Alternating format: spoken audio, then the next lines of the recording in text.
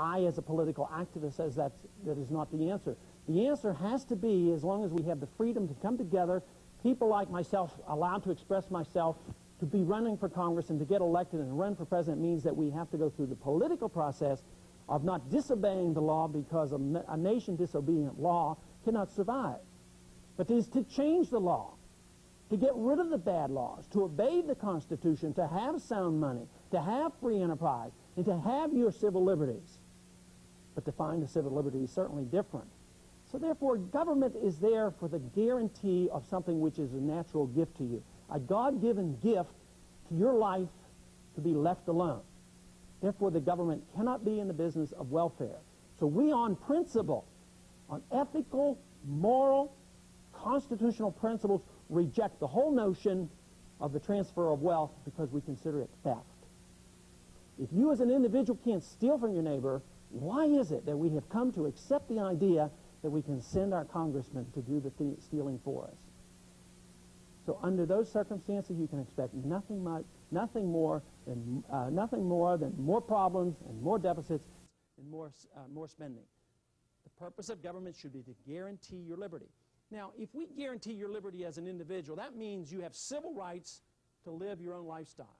You actually can do things that I might disapprove of, but I'm very tolerant. As a libertarian, I say, well, I might not endorse your lifestyle. You may smoke some things and drink some things and eat some things and act certain ways that I totally abhor. As long as you don't hurt anybody else, I'm not going to bother you. You actually literally have the right to be self-destructive in this situation. But if government assumes the role of protecting you against yourself or protecting you against what you smoke, literally they have to get rid of alcohol and tobacco and caffeine and limit calories and put you all on exercise programs and all this. Complete nonsense. But we don't want that, so we just apply those principles across the board consistently to everything. And as long as you don't hurt other people, drinking is okay, but drunk driving isn't okay. And there's a distinction between that, but we allow you to participate in activities that we might not ourselves endorse. So therefore, personal lifestyles are your own business, and also what you read and what you study and what you look at is your own business, and also your religious beliefs. We would never, as libertarians, ever conceive of the notion that some religion could be called a cult, and therefore you would have a different tax advantage, which is going on all the time. And we've prosecuted against certain religious cults because our government decides, well, they're not really religions. That does not happen in a libertarian society. But the purpose then of government would be to guarantee that liberty, but what kind of a market economy would you have then? You would have to have a free market. You'd have to have a free enterprise system because all associations, all transactions would be voluntary. The buyer and the seller has to come to a mutual agreement. The employer and the employee, two people get together and have a mutual agreement. Nobody is ever compelled to accept anything they don't want to. And once the agreement is made, they have to fulfill the agreement. There has to be some respect for the personal agreement. So what kind of an economy? There has to be a free market. Now, we defend that morally and constitutionally, but the magnificent part about this is the practical, and that is that's the most prosperous society. That's why we have been the richest country. That's why, tragically, in many ways, the interventionists, the government people, the planners, the welfareists have gotten away with so much. It's because freedom has given us so much. But they're using it, but they've expended it, and now we're broke. So that's why the reassessment has to come in. The wonderful part about this whole philosophy of individual rights is that you will have an economy that will produce the greatest amount of abundance, the least amount of poverty and suffering. It's very clear if you look at the government records, the record of the government programs. If you have the government in housing, you get less houses. More people are homeless. If you give them food stamps, more people are hungry. If you give them medical care, the higher the cost of the medical care, the worse the medical care. If you have government running education, the worse the education gets. It's systematic. This can be applied in foreign policy as well. If we're not interventionists with you as individuals, and you can do as you choose, and we apply this to economics and you have free market, if we apply this to the military and to foreign policy, you come up with the same solution. We do not interfere. We do not intervene. for ethical, moral reasons as well as constitutional reasons, but what are the practical results? The practical results of a non-interventionist foreign policy is a lot better chance for peace. You know, we never fought any foreign wars prior to the 20th century. Something, you know, happened in this 20th century. We changed our foreign policy. We changed our monetary system. We changed our tax system. Since Woodrow Wilson, we've had the income tax, we had the Federal Reserve System, and we had a foreign policy that Woodrow Wilson defined as make the world safe for democracy. Has the world been safe? Has it been democratic? It's more socialist, communist than ever before, and we're broke. We can't even afford it anymore. But it is not a good policy because it doesn't work. It always backfires. And what did we do with the Philippines? The Philippines is a perfect example of the disaster of our foreign policy. Can you expect the Republicans or the Democrats to change it? No, it's identical. It'll stay the same. It's been that way for 50 years. And that is send money. And if it gets out of hand and the communists look like they're going to take over, send the kids. Would you let the Philippines follow the communists, they would say? Send the kids. Grab up the 18 and the 19-year-olds. Give them a rifle. Go to the jungles. Go to the marshes of the Philippines. Save the world from communism without reassessing the values. Why is there a major chance for the communists to win in the Philippines? Because the Republicans and the Democrats have been sending money for decades to Marcos, a hated dictator who finally was kicked out. At the same time we gave money to Marcos, causing resentment among the people of the Philippines, causing poverty in the Philippines. Then we came along with another government intervention which made it even worse. That intervention was putting a tariff on the sugar so that they were then even more impoverished. No wonder there was resentment against the Americans. No wonder there's growth of communism. And now, what will the answer be? Republican or Democrat? Will be to draft the young people and tax you even more. Our answer to this is prevent it. Change the policy. Look at what the Founding Fathers said. Don't get involved in entangling alliances. If there's any one thing I would like to suggest to you as a young group, is to reassess what we've done, to reassess what you're getting. It's your country. You are free individuals. You're allowed to run for office. You're allowed to participate. You're even allowed to become libertarians. You should reassess and say, what about these treaties? Are they any good?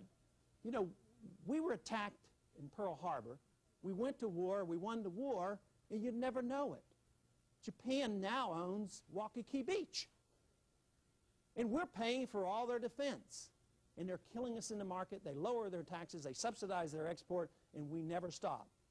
Their oil supply gets threatened in the Persian Gulf, so what do? We rush over there to protect their oil supply and endanger, really, the true free flow of oil out of the Persian Gulf. It's been much more dangerous since our Navy's been there. It's a foreign policy of folly. It's a foreign policy designed for war. And it's an economic policy designed to cause recession, depression, protectionism, and isolationism, and that's what we're going to get unless we change our values. Your job will be to decide what should the role of government be, what can we offer, do we have to live up to all those treaties, can we get out of those treaties, can we have a different foreign policy, should the role of government be there to guarantee that you can make a living again, or is it going to guarantee that every year your Social Security tax is going to go up, and every year your income tax is going to go up? That's what you're inheriting. So I challenge you to think about these issues and decide that there is a better way. And the better way is a wonderful, beautiful philosophy. It's the philosophy of freedom, something that was introduced to America a couple hundred years ago and was in many ways outlined in the form of our Constitution. I think it would be quite proper that this year we read the Constitution. I think we should read it every 200 years, whether we like it or not. Let's look at the Constitution, figure it out, sit down and read it, and decide whether that's the kind of government you want. I happen to believe in limited government. I happen to believe in individual freedom, not only because of the moral principle behind it, but for the humanitarian aspects of what libertarianism brings. It brings a prosperous, free society. It brings you honest money. It brings you full employment. It brings you a system of government that allows people to have an incentive to get ahead. And most importantly, at least highly important, is the fact that it's the system of government that allows us the best chance for peace. And certainly in this age where we are threatened with a nuclear holocaust, we certainly don't need 20 or 30 or 40,000 more nuclear warheads. I think 100 or 2 of those might be plenty. and therefore there's no reason to continue with this process of ever building up. So I say, look into these, make your decision, and please come down on the side of voting for freedom, vote for liberty, vote for the libertarians. I thank you very much.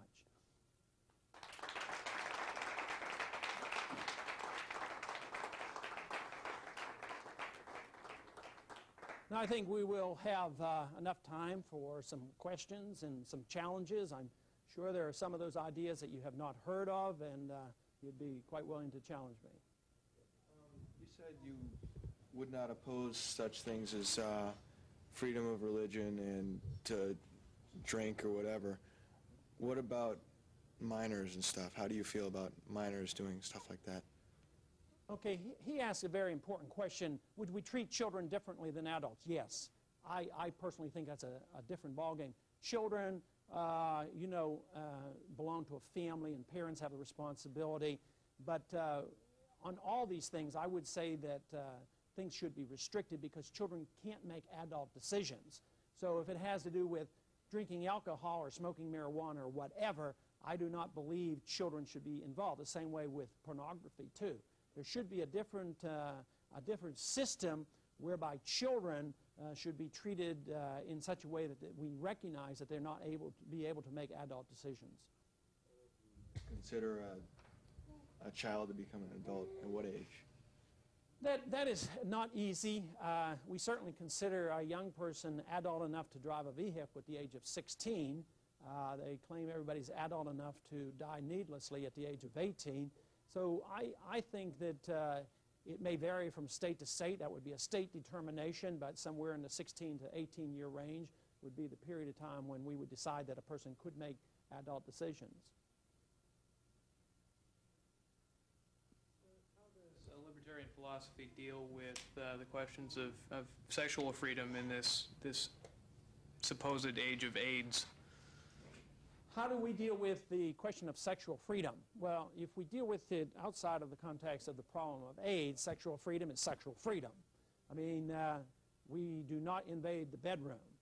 We have no laws against any type of sexual activity except the general principle that no force ever be used.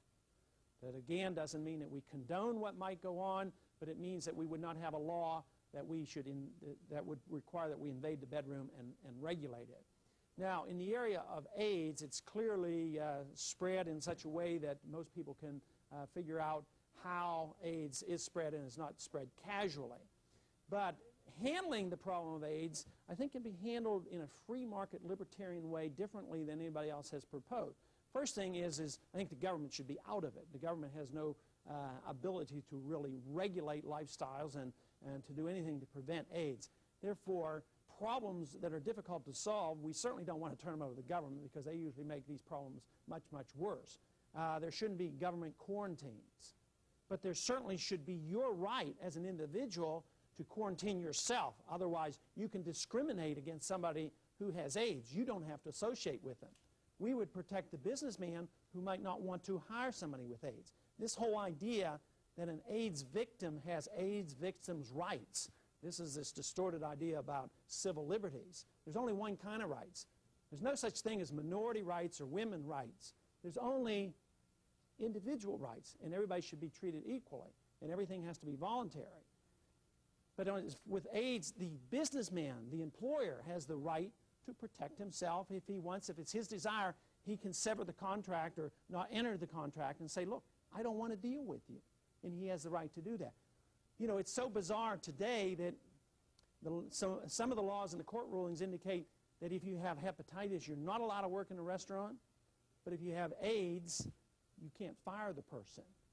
That's the kind of inconsistency that wouldn't occur in a libertarian society. That you would be not compelled to associate with AIDS victims, and you should be protected against them if they are a threat to you through the voluntary means in a contractual arrangement. But no government quarantines, no compulsory testing, no force by the government. There's any? Yes? I'd like to jump to your economic policies.